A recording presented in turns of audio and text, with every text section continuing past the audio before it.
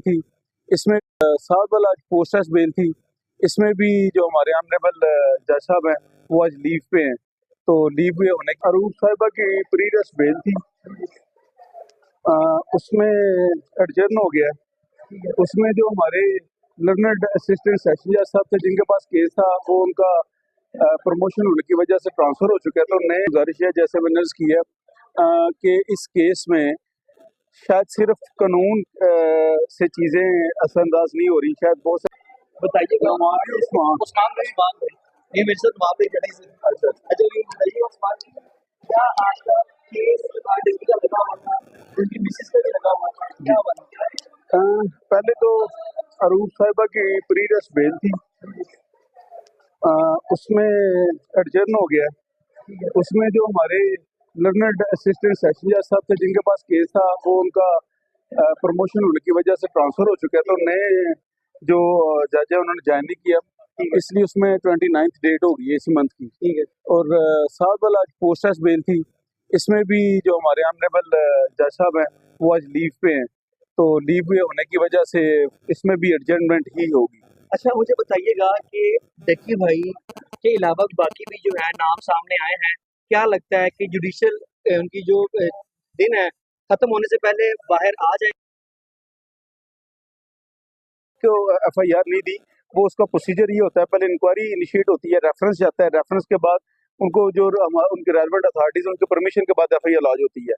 तो अभी एफआईआर नहीं हुई, लेट्स सी इंक्वायरी में क्या होता है। और इंक्वायरी में एंटी मनी लॉन्ड्रिंग के अपने कुछ ज़वाबत हैं, प्रोसीजर्स हैं, और वो देखते हैं वो पूरे करते हैं कि नहीं अच्छा करते। उस्मान भाई, जो वो रिकॉर्ड पेश करते हैं एनसीसीआई, वो हर बार एक ही चीज, जो लफ्जों का हेर फेर करके वो चीजें सामने लेकर आते हैं। आपने अदालत में भी आर्गुमेंट्स किए, तो कुछ निकल भी नहीं रहा और देखी भी नहीं निकल रहा।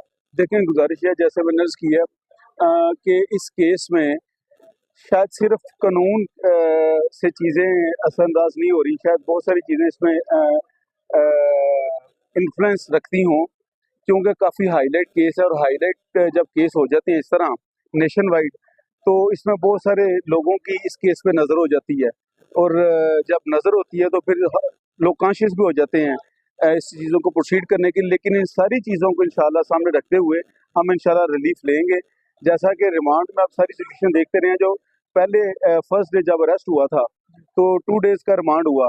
अब इसमें बहुत सारी लोगों की एम्बिग्यूटीज़ हैं, वो क्लियर करना चाहता हूँ कि जब फर्स्ट टाइम अक्यूज अरेस्ट होता है, वो संडे को उसको पेश किया गया था, तो उस दिन ड्यूटी जज था। और जब फर्स्ट रिमांड होता है वो ट्रांजिटरी रिमांड होता है, वो सिर्फ और सिर्फ इसलिए होता है कि जो जिसकी असल जुरिस्डिक्शन है उसको पेश करने के लिए जो फर्स्ट कोर्ट होता है वो 1 या 2 दिन का टाइम देती है।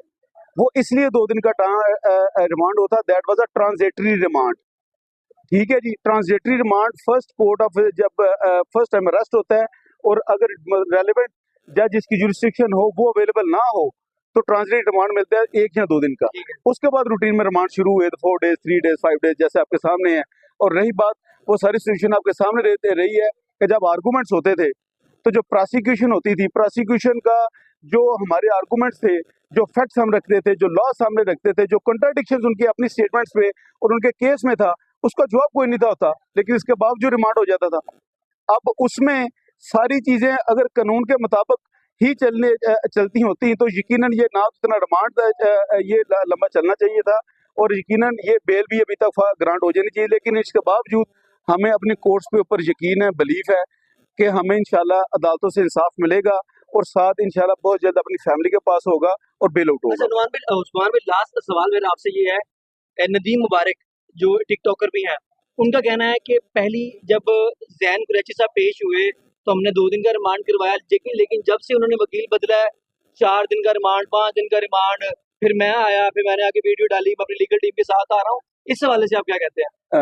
मुझे नहीं पता ये कोई है, शायद ये होंगे भाई साहब, लेकिन जब किसी बंदे को कानून का इदराक ना हो, जब प्रोसीजर्स का उनको इल्म ना हो, तो फिर कोई बंदा कोई जैसे मर्जी स्टेटमेंट दे, उसका मेरा जवाब देना मेरा ख्याल है मुनासिब नहीं है। अब अगर कोई ये कहता है कि शायद वो कोई किसी ने कोई टीम भेज दी तो उसके वजह से जुडिशियल हुआ, तो मेरा ख्याल है टीम में लेकर आए थे, मोबाइल में उनके जब्त हो गए, तो मैं अपना 3-4 घंटे में आगे भी रखा उन्हें। मैं अर्ज करता हूँ कि ये चीज़ें मेरा ख्याल है मैं मुनासिब नहीं है इन चीज़ों का जवाब देना। मैं सादी सी बात की है, जो बंदा कानून से ला इल्म है ला बल्द है, तो वो जो मर्जी स्टेटमेंट दे। ये बाज़ का दोस्त जो सोशल मीडिया पे होते हैं या मीडिया पे होते हैं, वो शायद अपनी कुछ इंटरेक्शंस के लिए और लेने के लिए और अपने स्टेटमेंट्स देते हैं, तो वो उनका प्रेरोगेटिव उनको देते रहें।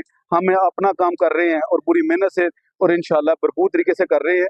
और एक लायर की रिस्पॉन्सिबिलिटी होती है कि वो बेहतरीन अपनी एबिलिटी से जो रेलेवेंट लॉज हैं और जो फैक्ट्स होते हैं, ये 3 चीज़ों को सामने रखते हुए बेहतरीन केस अपना रिप्रेजेंट करे।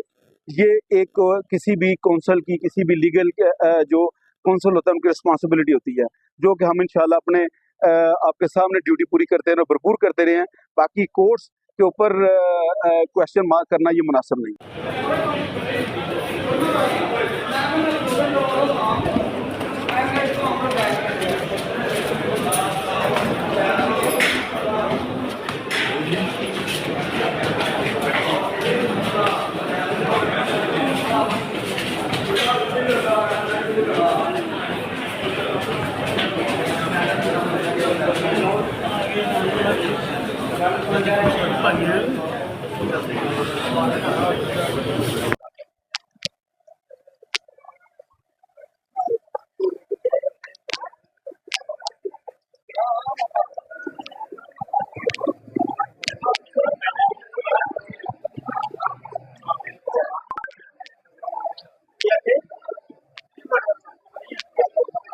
हाँ जी भाई, क्या हाल है?